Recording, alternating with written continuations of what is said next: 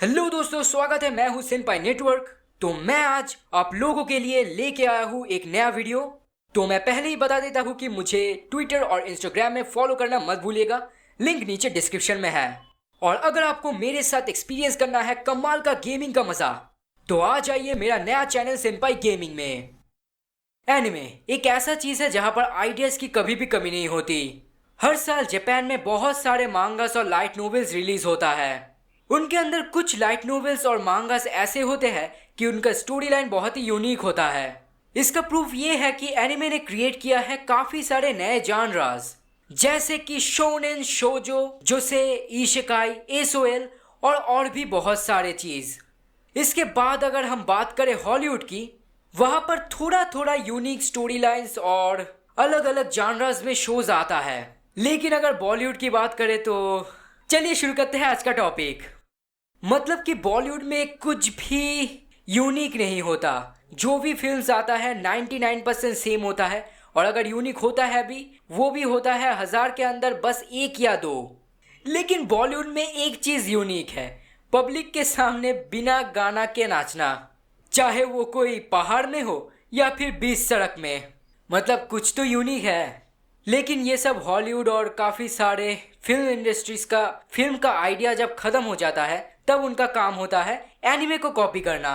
पता है ये कहना थोड़ा रूड है, लेकिन देखो गाइस, कुछ लोग मानते हैं कि ये बस इंस्पिरेशन है।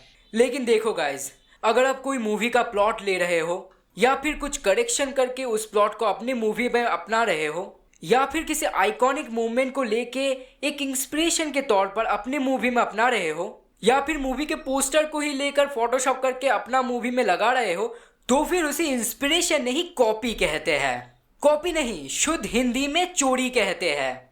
तो मुझे पता है कि मैं थोड़ा रूड बिहेव कर रहा हूँ, लेकिन इसके पीछे एक वजह है।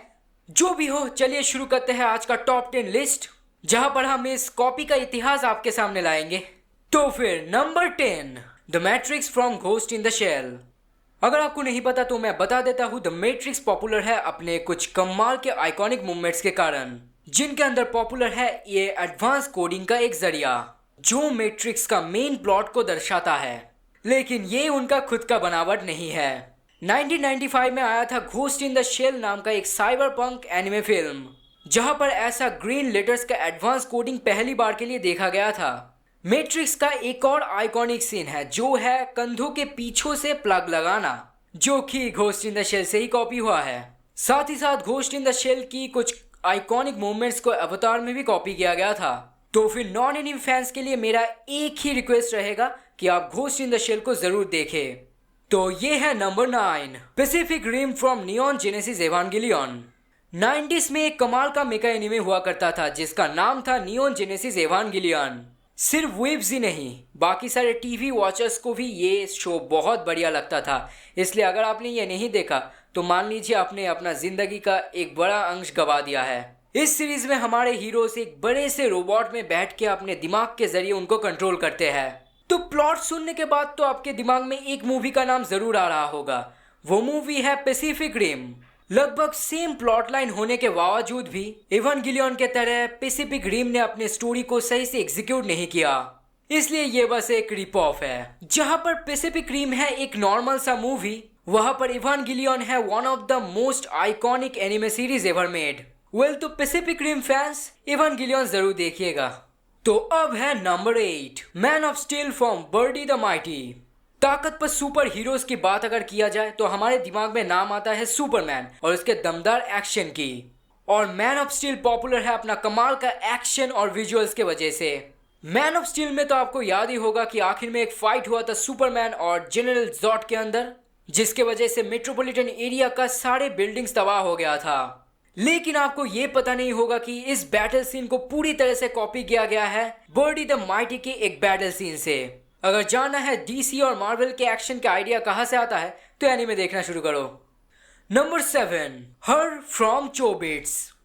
हर का मेन प्लॉट लाइन ये है कि इस मूवी में हमारा जो मेन बुढ़ा मेन कैरेक्टर है, वो सीरी के जैसा एक ओएस के साथ प्यार में पड़ जाता है। वेल, मतलब कि एक बंदे का फोन से प्यार हो जाता है। सुनने में थोड़ा अजीब लग सकता है, लेकिन एक ह्यूमन और टेक्नोलॉजी के अंदर रिलेशनशिप अच्छा हो सकता है, इस बात को डिफाइन करने के लिए ये मूवी बनाया गया है। लेकिन हर में ही ऐसा पहली बार के लिए नहीं हुआ था। 2002 में जापान में एक एनिमे आया था जिसका नाम था चोबिट्स। उसमें एक एंड्रॉयड और इंसान के अंदर के प्यार को पहली बार के लिए दिखाया गया था। वेल, मानो या ना मानो, हॉलीवुड कॉपी मतलब इंस्पिरेशन बहुत अच्छे से समझता है। नेक्स्ट है नंबर 6, लूपर और डार्क सिटी फ्रॉम अकीरा। 1989 में जापान में आया था अकीरा नाम का एक एनिमे फिल्म। ये फिल्म इतना ज़बरदस्त था कि अमेरिका में 90s के दौरान ये बहुत ज़्यादा फेमस हो गया। और ये फिल्म इतना इन्फ्लुएंशियल था कि अमेरिका में बहुत बार इस फिल्म को कॉपी करके एक लाइव एक्शन फिल्म बनाने की कोशिश किया गया, लेकिन कोई भी ज़्यादा सफल नहीं हुआ। उनमें से ही एक हॉलीवुड फिल्म है लूपर। लूपर में हमें देखने को मिलता है एक टाइम ट्रेवलिंग हिटमैन पास्ट में जाता है खुद के हाथ से ही मरने के लिए। ऐसा कहा जाता है कि ये मूवी अकीरा और टर्मिनेटर दोनों का ही एक मिलावट है। लेकिन इस मूवी में हमें एक कैरेक्टर देखने को मिलता है जो कि अकीरा का टेत्सुओ जैसा ही है। और साथ ही साथ अकीरा से कॉपी हुआ एक और पॉपुलर मूवी है डार्क सिटी। अकीरा और डार्क सिटी का फाइनल बैटल सीन एकदम सेम टू सेम है, मतलब एक फोटोकॉपी।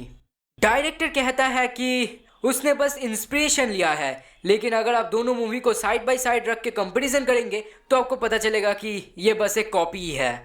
तो अब नंबर 5, लूसी फ्रॉम एल्फनलाइड। लूसी एक ऐसा हॉलीवुड फिल्म है जिसका सेंट्रल कैरेक्टर है लूसी नाम की एक लड़की। लूसी के पास एक दिमागी शक्ति है जिसके जरिए वो बहुत कुछ कर सकती है। वो इस ताकत को इस्तेमाल करती है उस ऑर्गेनाइजेशन के खिलाफ जिसने उसके ऊपर एक्सपेरिमेंट किया था, जो कि एकदम एल्फनलाइड का प्लॉट है। लगभग सेम ताकत यूज करना और साथ ही साथ होल फैमिली भी साइकिक यूजर्स होना कोई कोइंसिडेंस नहीं है ना। बहुत लोग कहते हैं कि लूसी बस एल्फनलाइड का एक इंस्पिरेशन है, लेकिन दोनों ही मेन फीमेल कैरेक्टर का नाम लूसी होना तो बस नंबर 4, अवतार फ्रॉम प्रिंसेस मोनोनोके। मुझे पता है कि बहुत सारे लोगों को ये सुन के अच्छा नहीं लगेगा, लेकिन behind every successful movie there is an anime. सबको पता है कि अवतार कितना कमाल का फिल्म है, लेकिन अवतार ने भी प्रिंसेस मोनोनोके से थोड़ा आइडियाज कॉपी किया है। प्रिंसेस मोनोनोके में हमें देखने को मिलता है कुछ फॉरेस्ट स्पिरिट्स जिनको इंसान तबाह करना चाहते हैं, और वो अपने एग्जिस्टेंस को कायम रखने के लिए इंसानों से लड़ते हैं, जो कि एकदम अवतार जैसा है। जहां पर हमें देखने को मिलता है नावी प्रजाति जो कि अपना एग्जिस्टेंस को कायम रखने के लिए इंसानों से लड़ते हैं। लेकिन ऐसा सेम प्लॉट होना क्या कोई कोइंसिडेंस है? जी नहीं, मुझे ऐसा नहीं लगता, क्योंकि अवतार का डायरेक्टर जेम्स कैमरॉन एक तगड़ा एनीमे फैन है। तो फिर नंबर 3 बोलने से पहले मैं आप लोगों को एक बात कह देना चाहता हूँ कि मैं यहाँ पर बस ब्रीफली डिस्कस कर रहा हूँ, लेकिन जब एक मूवी से और एक मूवी कॉपी होता है तब बस एक नहीं बहुत सारे एलिमेंट्स कॉपी होता है, तो मैं उतना कुछ कह नहीं सकता क्योंकि वरना ये वीडियो बहुत लंबा हो जाएगा। तो आते हैं नंबर 3 पर, Black Swan and Requiem for a Dream from Perfect Blue. अगर ब्लैक स्वान की बात करें तो फिर कहना पड़ेगा कि हॉलीवुड ने यहाँ कुछ ज़्यादा ही कर दिया। ब्लैक स्वान में हमें देखने को मिलता है एक लड़की नीना जो कि है एक बैलरीना। वो कोशिश करती है स्वान लेक में वाइट स्वान रोल पाने की, लेकिन उसी दौरान उसकी जिंदगी मुश्किल बन जाती है जब वो मौत की मायाजाल में फंस जाती है, जो कि परफेक्ट ब्लू से बहुत ज़्यादा मिलता जुलता है। इसका स्टोरी भी एकदम सेम है। एक एक्ट्रेस बनने के लिए ये अपनी म्यूजिकल लाइफ को छोड़ देती है और एक मौत के मायाजाल में फंस जाती है। बस प्लॉट ही नहीं, इस मूवी से बहुत सारे आइकॉनिक मूवमेंट्स भी कॉपी किया गया है, जैसे कि ये आईने वाला सीन। लेकिन अगर बात करें रिक्विएम फॉर अ ड्रीम की तो वो तो स्ट्रेट अप आइकॉनिक मूवमेंट्स को कॉपी ही कर देता है, जैसे कि ये बाथटब वाला सीन। और हमें तब जानने को मिलता है ये एक कॉपी है जब इन दो फिल्म्स का डायरेक्टर एरोनॉफ्स्की परफेक्ट ब्लू का राइट खरीद लेता है, बस आइकॉनिक सीन्स को अपनी मूवी में इस्तेमाल करने के लिए। Number 2, Inception from paprika. Inception जब पहली बार के लिए थिएटर में आया था तब हम ऑडियंस बहुत ही हैरान हो गए थे। मतलब इस मूवी ने टेक्नोलॉजी और ड्रीम को ऐसे इस्तेमाल किया है जो कि सोचने से भी कई ज्यादा कमाल का था। लेकिन एक प्रॉब्लम था, इससे भी 4 साल पहले सतोशी कॉन ने ही ऐसा ही एक मूवी रिलीज किया था जिसका नाम था पपरिका। इंसेप्शन इतना ज्यादा पॉपुलर हो गया था कि पपरिका का एक लाइव एक्शन मूवी भी नहीं आया था। दोनों फिल्म का ये विजुअल एकदम लाजवाब था, लेकिन लोगों को लगता है कि पपरिका का काम ज़्यादा अच्छा था क्योंकि वो एक एनिमे है और आपको तो पता ही है कि एनिमे का विजुअल हमेशा ही लाइव एक्शन से ज़्यादा रियलिस्टिक लगता है। दोनों मूवी कमाल के हैं, लेकिन इंसेप्शन का प्रॉब्लम ये है कि इंसेप्शन ने कुछ ज़्यादा ही पपरिका का आइकॉनिक मूवमेंट्स कॉपी कर लिया है। मतलब कोई चेंजेस नहीं, एकदम हूबहू कॉपी। लेकिन अगर आप इंसेप्शन के फैन हैं तो आपको पपरिका जरूर देखना चाहिए क्योंकि वो इससे भी ज्यादा एक्साइटिंग है। नंबर 1 पे आने से पहले चलिए बात कर लेते हैं कुछ एक्स्ट्रा मूवीज के बारे में जो लिस्ट में रहने के काबिल है लेकिन हम इंक्लूड नहीं कर पाए।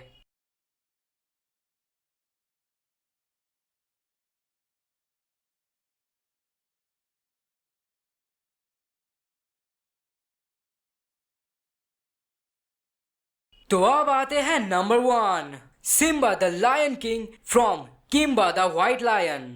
तो फिर हमें नाम से ही समझ आता है कि इन दोनों में कितना सिमिलरिटीज है। जरा पोस्टर तो देखिए, दोनों का स्टोरी ही सेम टू सेम है। बाप मर गया, अब बेटे को किंगडम चलाना है और साथ ही साथ विजुअल्स में भी बहुत सारे सिमिलरिटीज है। इसके पीछे कोई प्रूफ नहीं है कि डिज्नी ने किम्बा का रिपॉप किया है या नहीं, लेकिन ये बात हमें जानने को मिला है कि डिज्नी किम्बा को अडॉप्ट करके एक नया मूवी या सीरीज बनाना चाहते थे, लेकिन वैसा नहीं हुआ क्योंकि किम्बा का ऑथर का मौत हो गया था। इसलिए डिज्नी ने सोचा कि अडॉप्ट नहीं कर सकते तो चोरी कर लेते हैं, क्या जाता है।